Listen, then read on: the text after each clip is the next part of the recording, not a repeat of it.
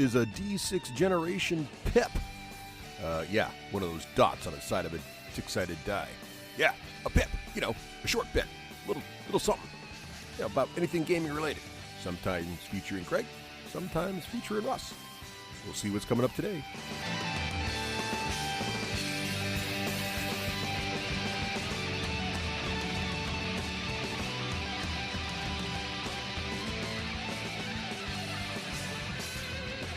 Hey, good evening, and welcome to another D6G pip. It's fall. It is October, and that means that things are wacky and crazy here in New Hampshire. My life has gone through some seriously drastic changes at work, and so what is normally my busy time of year during the time where we produce our main stage play is about quadruply that busy because my partner and friend and mentor and principal boss, he retired last year, and so I am the guy. I am the one who is doing it all, and it is daunting. So we're talking 25 years of being sort of the Man Friday kind of deal. I was the assistant director. I did some direction. I did all of the stage violence direction. I did some set design, especially things like fireplaces and stuff like that, where my terrain making skills could be put to more theatrical uses.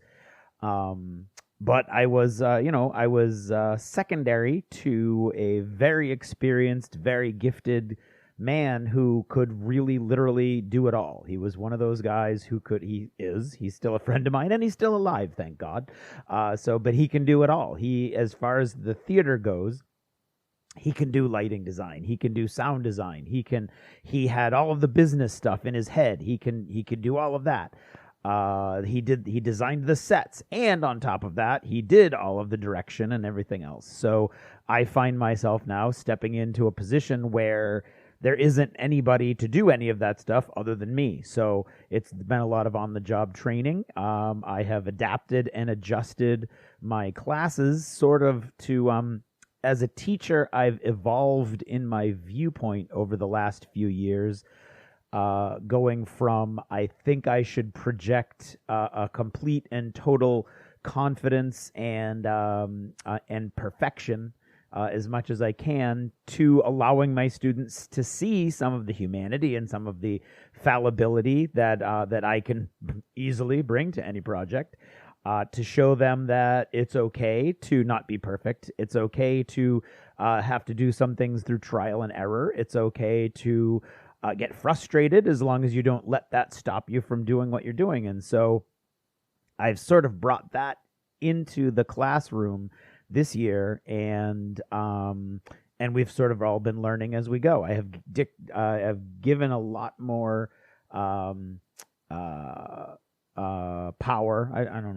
responsibility to students.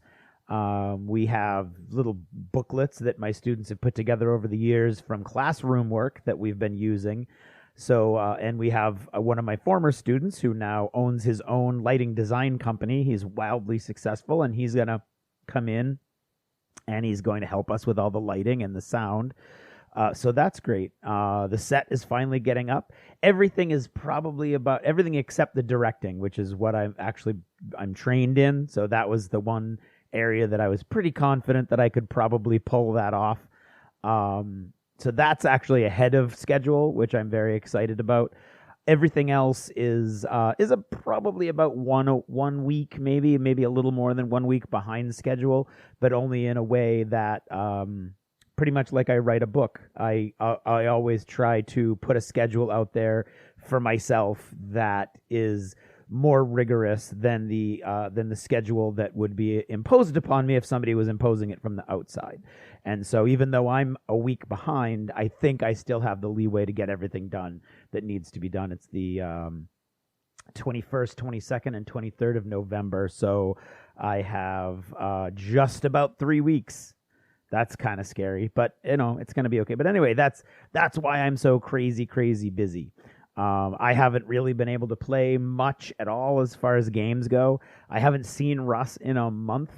And so that's been very frustrating also. I love hanging out with Russ. I love recording our little pips together in the D6G mobile recording studio. And here I am back in the pub. Not that I dislike recording in the pub, but the recording studio part of the pub has been folded up, actually, and tucked into a corner for months. And I had kind of lost track of time as far as how long it's been since I've recorded from this seat with the recording studio. And when I came in down here to record, everything was covered in cobwebs. So A, I'm clearly not a very good housekeeper. And B, it's been a lot longer than I thought. So it's interesting to be doing this with you again. I can't remember, though. I don't know that I've ever recorded a pip by myself. I must have, right? I mean, these things have been going on for a while now, so I must have. I'll be fine. Anyway. So as we've been talking about when we record the pips together, pretty much what I've been focusing on is Joan of Arc and getting that painted. And, of course, British versus Pirates, with which Russ got me and our friend Pete sucked into. And I wanted to get some of those fleets painted so that I could bring that into the Low Jog universe and play with all of those friends, with Russ's brother John and our friend Joe and Pete, the guy who went in with me.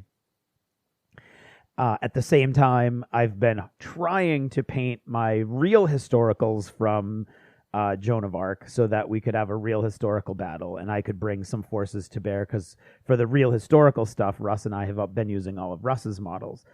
So we did an apocalypse battle from the last time we cracked open one of my expansions, and we did the Ride of the Four Horsemen. That was a blast. I'm super glad I got the Apocalypse expansion. The next expansion I wanted to play with, and Russ agreed, was the Siege expansion. And there's no technical overlap between the fantastical elements of the game and the Siege expansion. The Siege expansion is very much about the historical battles and the Siege of Rouen and the Siege of, I think, Harfleur. I can't remember. It's at the end of Henry V's time. Agincourt. No, Agincourt is Legendary Battles, the big battle expansion that I haven't really used that much of. But so we got all set up to do a siege battle, and I wanted to get all the forces painted, and I wanted to get the castle painted, of course. And so, as you know, I've been I've actually dived. See, here's a little side note for me. I hate the word dived. I hate it. But I realize that it's the correct past tense of the verb to dive. You can't say dove in a book, because if you write dove, it looks like dove. It is dove, because dove as the past tense, I believe, doesn't actually exist. But I hate the sound of the word dived. I avoid it like the plague. But anyway, I dove, damn it. I dove in with both feet to the Games Workshop contrast paints. But my main experience with them was that Genestealer Cult, the giant 200-plus model Genestealer Cult army that I primed with the specific the GW contrast primer that cost $20 a bottle, and I painted solely with the contrast paints, and I'm very happy with the way it came out. But as you've heard in previous pips, I don't like how the little holidays, the little tiny areas that don't get covered, either you forgot them or the paint didn't quite go in as deep as you wanted it to. Those are white, so they're glaring to me because they should be darker the more recessed they are. And because of the way using such a light primer, which has always been my complaint of using a light primer, it's not as forgiving as using a dark primer. So the Genestealer Cult army, from the tabletop, it looks great, but when you pick up those models and you look at them, many of them have these little holidays, these little glaring white glowing cracks in them deep inside that I find very distracting. And it just really stops me from fully enjoying my work, and that was a lot of work, even with the contrast paints. So as we discussed the last time, Russ and I did a PIP together, which I believe was the end of September, which is how fast time is going, consider with the play completely enveloping my entire life at the moment. I was starting to toy around with the prime it black, dry brush it with the contrast primer dry brush, and then contrast from there. But in addition to that, I also wanted to start playing around with metallics. So all of the metallics in the Gene Stealer Cult Army are actually grays and blacks and blues. They're not actually metallic. They're just they're like grays to kind of. They read as metallic when you look at it, because it's a knife, so clearly it's got to be made out of metal, but it's not a metallic. It's not non-metal metallic either. I've never been able to do that. It's just a quick contrast coat of gray over the white primer, which makes it look like silvery gray if you're looking at it in context. So I started with this procedure with the 4 Horsemen of the Apocalypse and their minions. And so I primed them black, and they are hard plastic. All the Joan of Arc models are hard plastic, which is awesome. And so you can just use regular off-the-rack black spray paint from almost anywhere. And it's great. This stuff I'm using the stuff right now that's for camouflage, for painting boats and duck blinds and things like that. So it's a flat black, and it doesn't obscure any of the detail, which is great. And it only costs $3 or $4 a can, which is great compared to $20. And then I dry brush over it with the Wraithbone base color, which is actually the same color as the Wraithbone primer from Games Workshop. I give it a very, very, very heavy dry brush. You can look on my Twitter feed at a lot of the different pictures. And in fact, I did a before and after set for British versus Pirates, where I slightly different approach with the British versus Pirates, because they're the very rubbery board game piece plastic. They're not hard plastic. So you really can't use off-the-shelf spray paint. It becomes sticky and tacky and doesn't really dry. There's a couple tricks you can do to dry it after you paint it, but we're trying to do this as fast as possible as opposed to do all of these steps. So Army Painter spray primer actually will prime board game those softer board game plastics like Bones, and in fact also Reaper Bones. You have to do the same thing with them. It will prime those and color those and cover those without becoming tacky. For the most part, I have had a little tacky results from the Reaper Bones, but not many. So with the British versus Pirates ships and the forts and the island and the sea monsters and everything else, I spray that with Army Painter black, flat black, and then I dry brush, again, a heavy, heavy dry brush, and that's what you can see on my Twitter feed is what it looks like after it's been primed black and the heavy dry brush that I give it. You can see all the detail pops. You can see the differentiation between the sails. You can see the really crazy detail of the planks of the decks of the ships. And then I go over them with the contrast paints. And so there's a set of pictures that are of just the dry brushing, and then there's the same pictures, but once the ships are finished. And they're mostly contrasts, but there's a little bit of other colors in there, mainly for the designs I painted on their flags and things like that.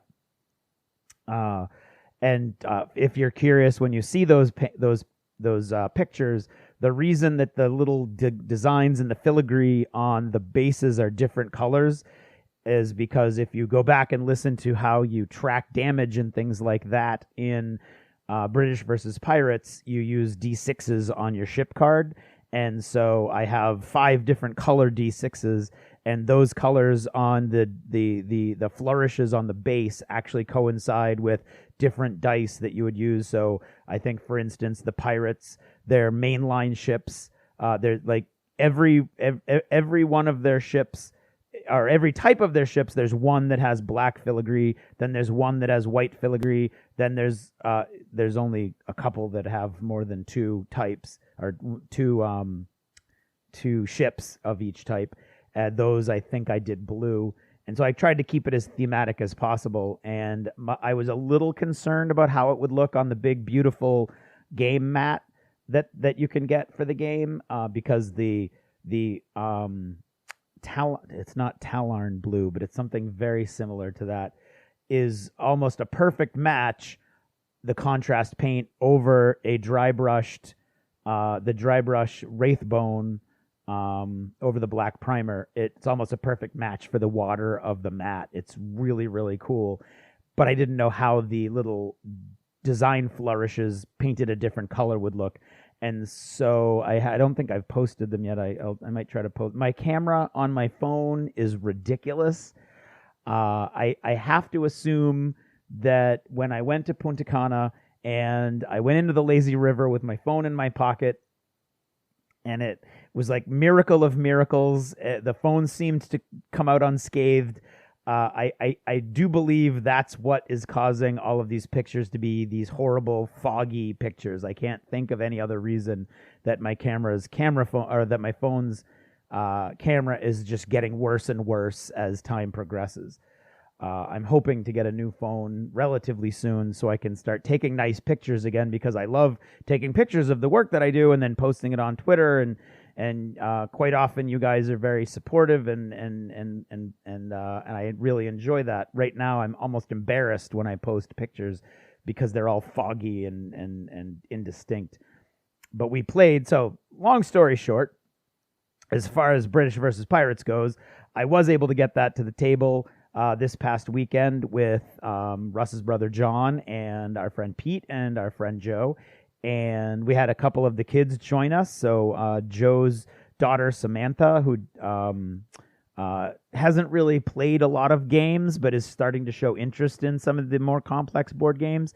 And John's son Devin, who's very much into gaming, and he's part of Russ's D&D group.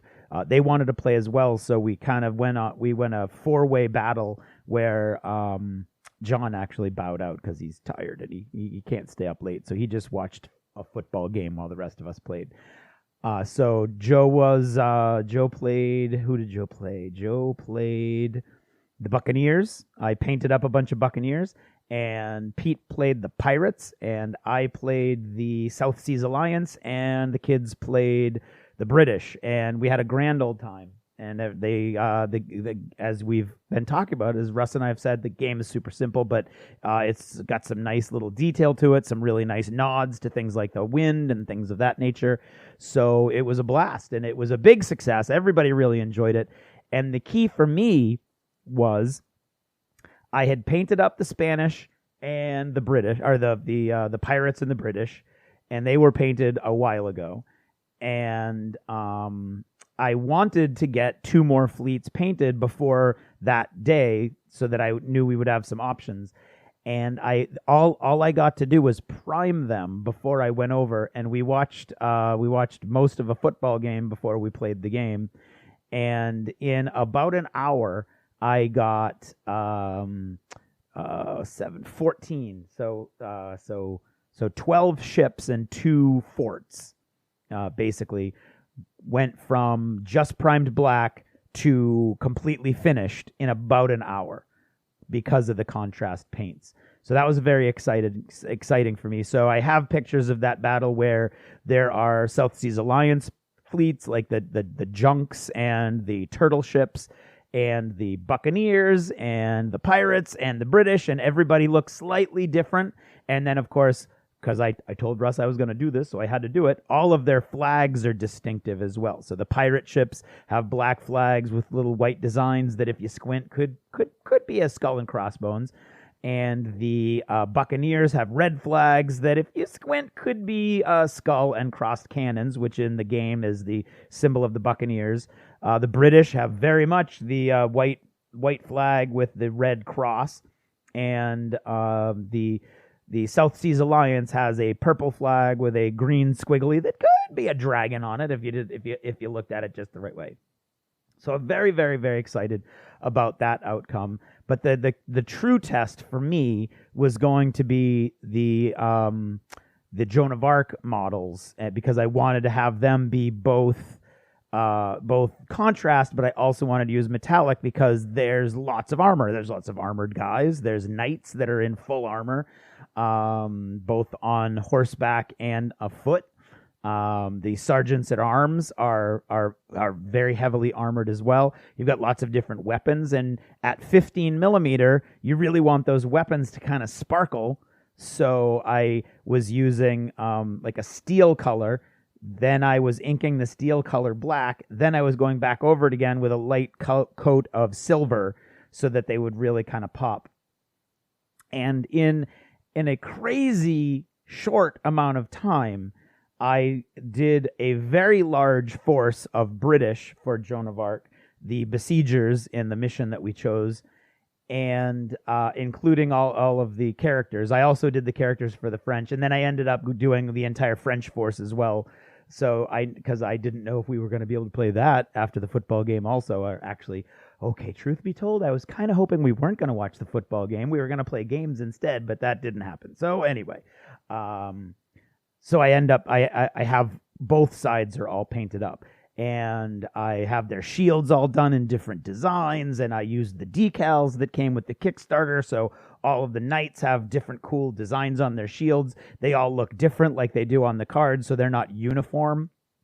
They look like they're kind of like, they all came together and they're wearing whatever they had. Like the pikemen all look slightly different, and the militia pikemen look very different, and they're all very drab.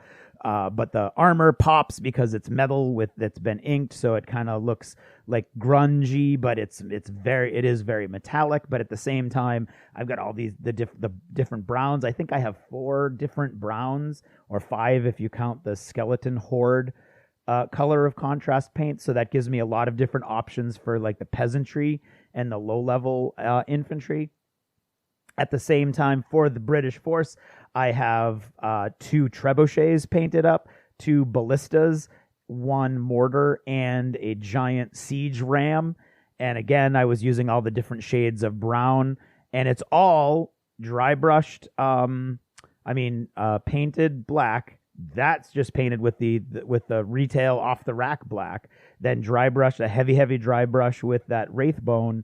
And then I go over it with the contrast paints, and I'm just super, super excited about the way they came out. And I don't think I took a bunch of pictures of the Joan of Arc models, and I just don't think that they don't really read in my camera because it's all crappy and foggy.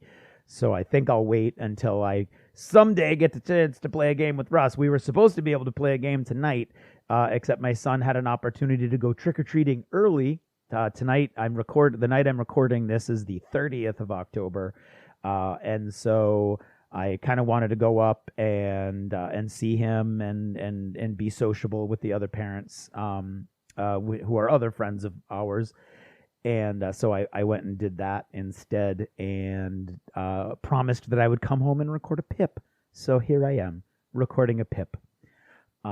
So what was I? Oh, the Joan of Arc, yeah. So I'm very excited about the Joan of Arc, the way that they painted up and how fast they painted up.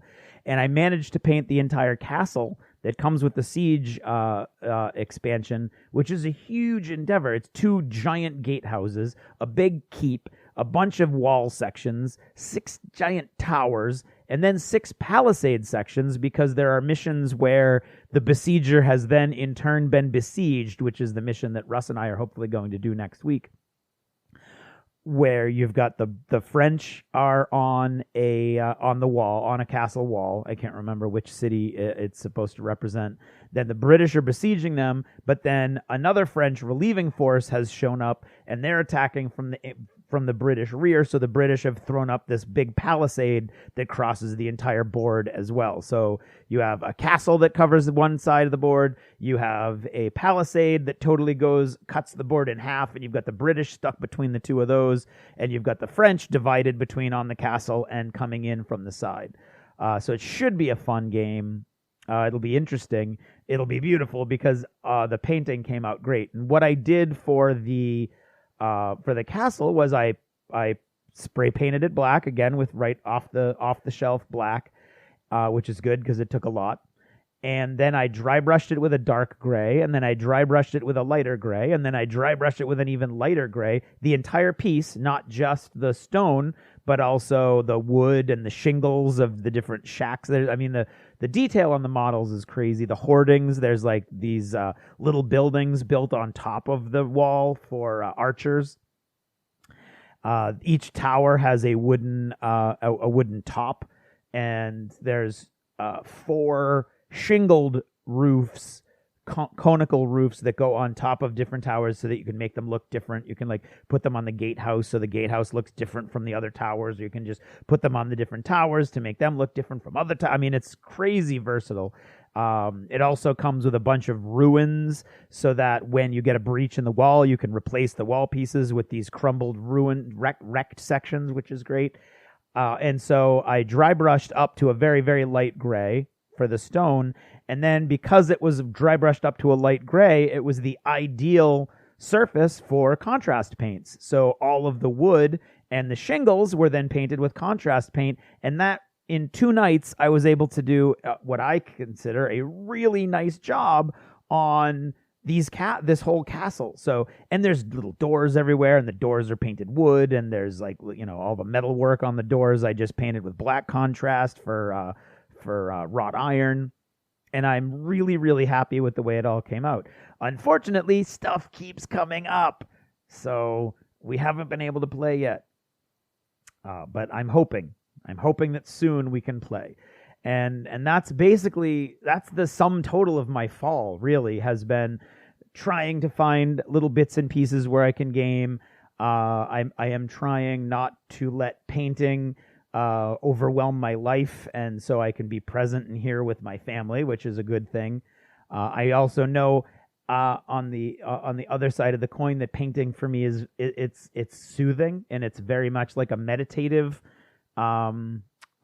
experience. So I'm realizing the value of painting beyond just liking the painting and liking the end product. So I'm finding a better balance, and the contrast has really allowed me to do that because I'm still turning out some really nice numbers as far as the models go, but it's not absorbing anything else that it shouldn't be absorbing. So I'm very, very excited about the contrast. Still remain excited, continue to be excited. Very much looking forward to, if you followed my Twitter, you'll see that the Atomic Mass Games Marvel Crisis Protocol game, the skirmish level Marvel Comics game, is coming out in just 2 weeks. Sadly, it comes out in the middle of Tech Week, so I won't really be able to do anything with it until after the play, if I survive that. But I'm very excited, and I'm looking forward to painting those models with this technique where they're hard plastic, so I'm just going to be able to spray them with the off-the-shelf black spray. Then I'm going to give them a really heavy dry brush, and then I'm going to use all of these different contrast paints. I think I'm going to be able to do I was going to say 10. The starter box comes with 10 models. It comes with 5 heroes and 5 villains, and the cool way that game works is you can have teams that mix and match those because, as you know, in the world of comics, who's a good guy and who's a bad guy shifts enough all the time so that you have no idea who might be fighting alongside whom for a brief period of time. So at launch, you're going to get Captain America, Iron Man, Spider-Man, Captain Marvel, and oh no, who did I forget? Black Widow. So those are the good guys, and on the bad guy side, you're gonna get Red Skull and Crossbones and Baron Zemo and Dr. Octopus, and I'm forgetting, who am I forgetting from these guys? I'm forgetting. I want to say Voltron, but it's not. It's Ultron. There you go. So Ultron. It also comes with a whole bunch of terrain, like hard plastic newsstand, 2 hard plastic cars, 2 hard plastic dumpsters that the company that they're supposed to be for. I can't remember who it is, but it's in the Marvel universe. It's the company that's always hired to come in and clean up after the heroes take out a whole neighborhood, taking out a bad guy. And some street pieces like lights and crosswalk things and stuff like that, and a bunch of dice. So and moving templates. It looks like sort of a cross between Legion and a more standard skirmish game. So I'm very excited to try my hand at that. Oh, so that's at launch. So at launch, you've got all those models in the starter box. You also get an expansion with the Hulk, and you get an expansion with MODOK. I didn't know who MODOK was. I wasn't going to order MODOK. He looks silly. He's a big giant head floating in a big robot chair. But then I realized that I'm not going to want to mix and match the good guys and the bad guys as often as I want to keep the numbers as evenly as possible. So if I was going to get the Hulk, which I was going to get, I decided I would get MODOK also, because they're both like big models. So one's a bad guy big model and one's a good guy big model, is insofar as Crisis Protocol has good guys and bad guys. And so at launch on the 15th, I should be getting all those delivered. And so that'll be 12 models plus all that terrain. And I got the terrain booster also, so I'll have some more terrain. And I'm going to pull out my multiverse MDF stuff that I got way back when Night Models still had the Marvel license, and literally just before they lost it, when I bought all this stuff to play that game. So I'm going to pull that out. I'm going to make my finish my big waterfront 3x3. The game plays on a 3x3 surface, so I'm going to make my big waterfront 3x3. I have a big freighter that I bought, an MDF freighter, so I'm hoping that I can get all that done in the next couple of weeks, but I don't know, because like I said, super busy. So that's why I haven't been talking a lot about gaming, because I haven't seen Russ in forever. I managed to every now and then drag somebody else into a short, simple game. Having a lot of fun with Joan of Arc and with British versus Pirates. Looking forward to Marvel Crisis Protocol, mainly, not mainly, but in large part also, not only because all the gameplay videos I've been watching have been a lot of fun. I am also looking forward to using contrast on these larger 40 mil models, so they're larger than your run-of-the-mill like 40K models and things like that. So that's my pip, and I'm going to start coughing uncontrollably. So I'm just going to say, thanks for listening. Good night.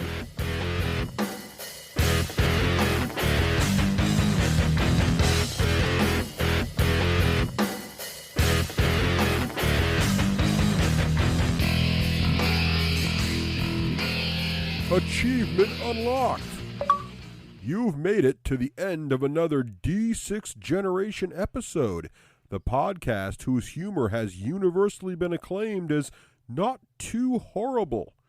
Please let us know what you thought of the show by emailing us at info@the d6generation.com.